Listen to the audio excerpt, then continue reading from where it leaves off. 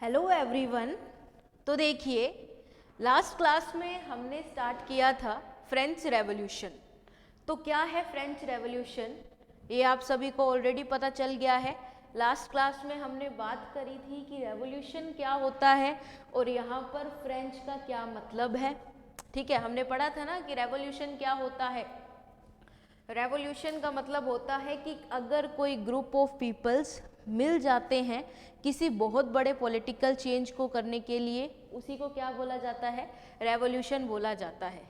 ठीक है, तो अब हम कर रहे थे स्टेट जनरल मीटिंग के बारे में।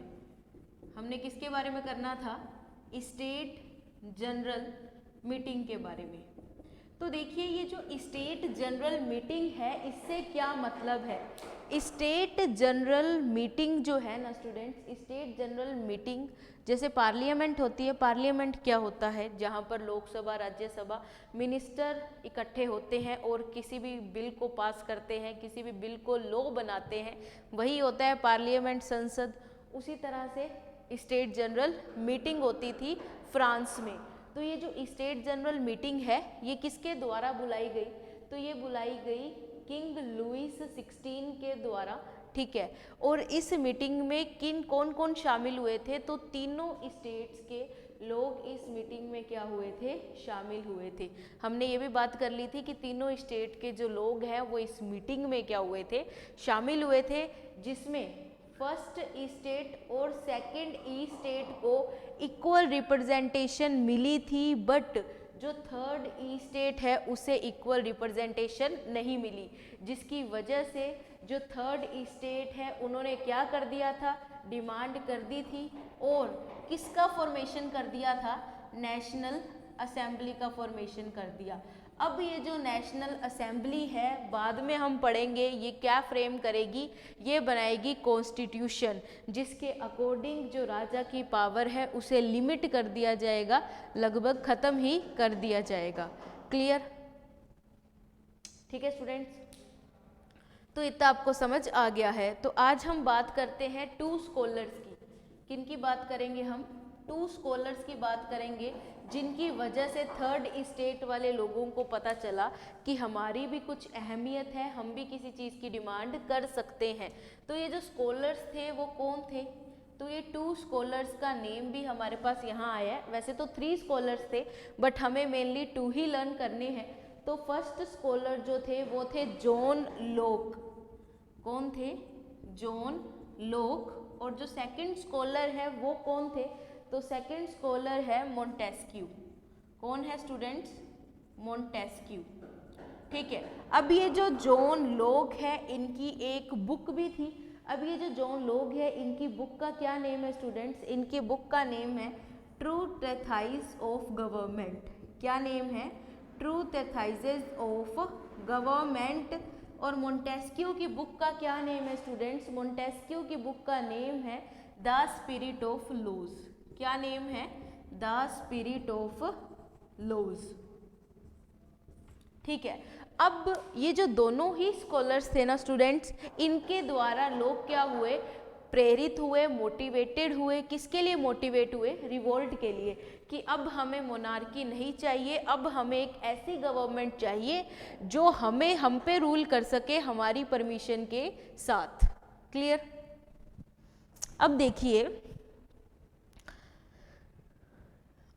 नेक्स्ट टॉपिक आता है, या फिर हम ये बोल सकते हैं नेक्स्ट पॉइंट जो हमारे लिए बहुत ज़्यादा इम्पोर्टेंट है। तो वो नेक्स्ट पॉइंट है स्टूडेंट्स कि रिवॉल्यूशन आखिर स्टार्ट कब हुई। ठीक है, तो हमें ये डेट लर्न कर लेनी है। तो रिवॉल्यूशन स्टार्टेड, तो रिवॉल्यूशन स्टार्ट हुई थी स्टूडेंट्स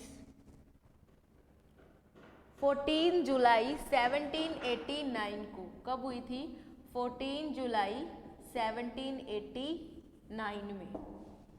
ठीक है, ये वही रिवॉल्यूशन है जिसकी बात हम कर रहे हैं, फ्रेंच रेवोल्यूशन। लोग एकजुट हुए थे, लोग एकजुट होकर आगे आए और लोगों ने किस चीज़ को साबित कर दिया कि एकता में शक्ति है। कहने का मतलब है लोगों ने क्या साबित कर दिया स्टूडेंट्स यहाँ पर कि अब हमें मोनार्की के अंडर नहीं रहना, हमें डेमोक्रेटिक गवर्नमेंट चाहिए।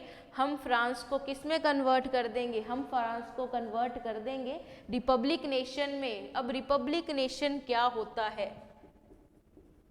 अब रिपब्लिक नेशन क्या होता है? जहाँ पर जो हमारा हेड होता है स्टेट का, कंट्री का, वो डायरेक्टली या फिर इनडायरेक्टली इलेक्टेड होते हैं। किसके द्वारा? हम लोगों के द्वारा, पीपल्स के द्वारा। फिर से सुन लीजिए, रिपब्लिक का क्या मतलब होता है? रिपब्लिक का मतलब होता है जो हेड होंगे स्टेट या फिर कंट्री के, वो डायरेक्टली या फिर इनडायरेक्टली किनके द्वारा इलेक्टेड होंगे? लोगों के द्वारा। उसे हम क्या बोलेंगे? Republic nation. जैसे इंडिया का भी अगर आप देखेंगे तो इंडिया डेमोक्रेटिक कंट्री भी है और एक रिपब्लिक नेशन भी है। क्लियर? किसी दिन मैं आपको फिर ये क्वेश्चन आपके लिए, चलिए अभी होमवर्क ले लीजिए कि what is difference between democratic and Republic. अब आप ये भी ले सकते हैं कि क्या डेमोक्रेटिक और रिपब्लिक सेम वर्ड्स हैं, क्या इनमें कोई डिफरेंस है, ये आपको खुद फाइंड आउट करना है। ओके स्टूडेंट्स, अब हम बात कर रहे थे रिवॉल्यूशन की। रिवॉल्यूशन कब स्टार्ट हुआ? 14 जुलाई 1789 में रिवॉल्यूशन स्टार्ट हुआ। अब जब ये 14 जुलाई 1789 में रेवोल्यूशन स्टार्ट हो गया तो जो थर्ड स्टेट के लोग हैं वो एक जगह जाकर इकट्ठे हो गए, स्पोर्ट्स क्लब में वो एक जगह जाके इकट्ठे हुए थे और उन्होंने किसका फॉर्मेशन कर लिया वहाँ जाकर? नेशनल असेंबली का। अब ये नेशनल असेंबली क्या बनाएगी? कॉन्स्टिट्यूशन बनाएगी, जिसे किसे मानना पड़ेगा? किंग लुइस 16 को मानना ही पड़ेगा कॉन्स्टिट्यूशन को। तो आई होप आपको आज बहुत ही ज़्यादा छोटा सा टॉपिक करवाया गया और वो क्लियर भी हो गया होगा। ठीक है, अभी इसके बाद कुछ टाइम के बाद आपके एक और वीडियो अपलोड होगी जिसमें कंप्लीट चैप्टर बता दिया जाएगा। ये जस्ट इसलिए भेजा गया ताकि आपको थोड़ी थोड़ी चीज़ें क्लियर कर दी जाए। Okay students, thank you very much.